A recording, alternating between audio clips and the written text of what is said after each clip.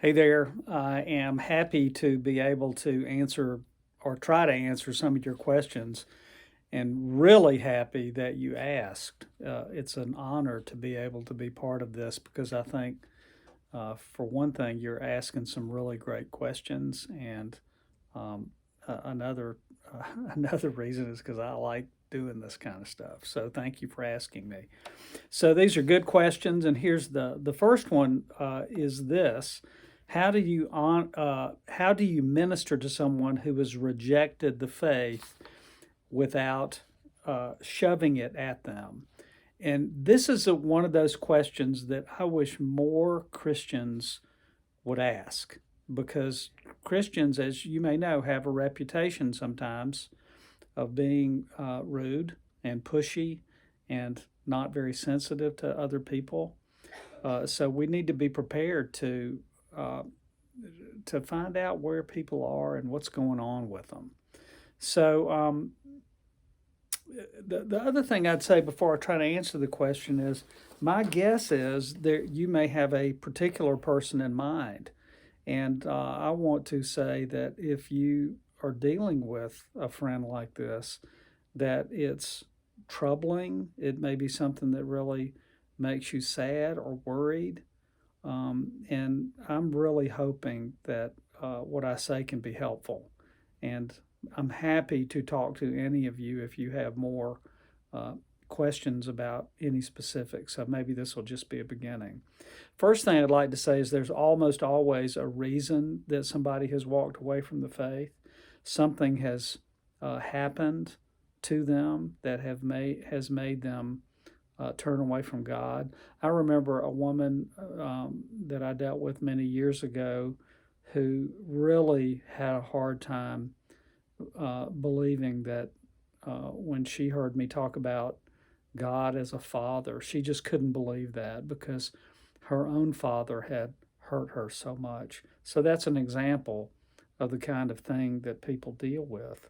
And a lot of people have grown up in churches that are hurtful and have talked a lot of given a lot of guilt messages and been very condemning and critical and seem to be unloving.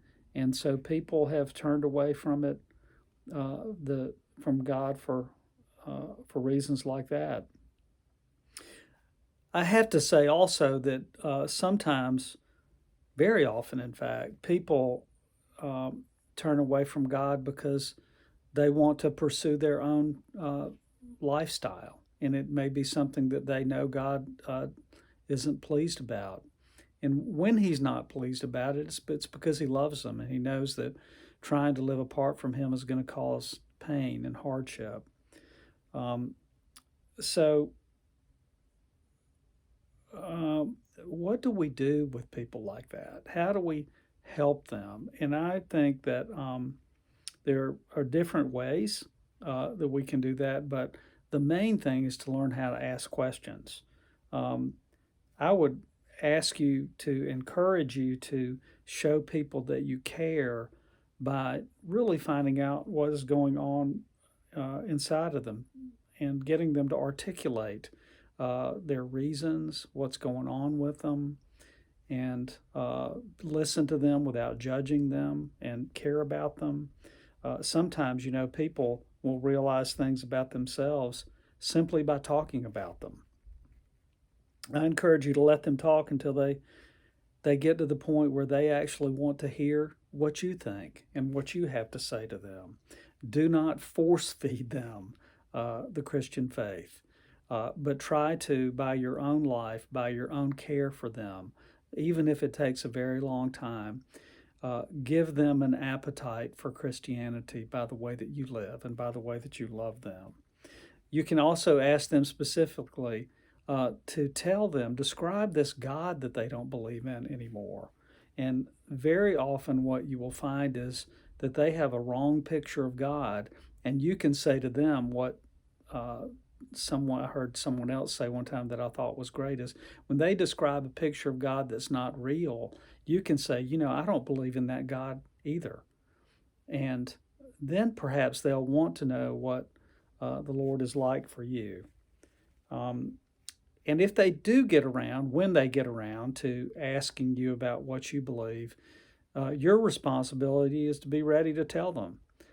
Scripture tells us always be prepared to give an account of the hope that you have within you. And here's the really important thing: always do it with gentleness and with respect. Gentleness and with respect. So I hope that's helpful, and thanks again for asking the question.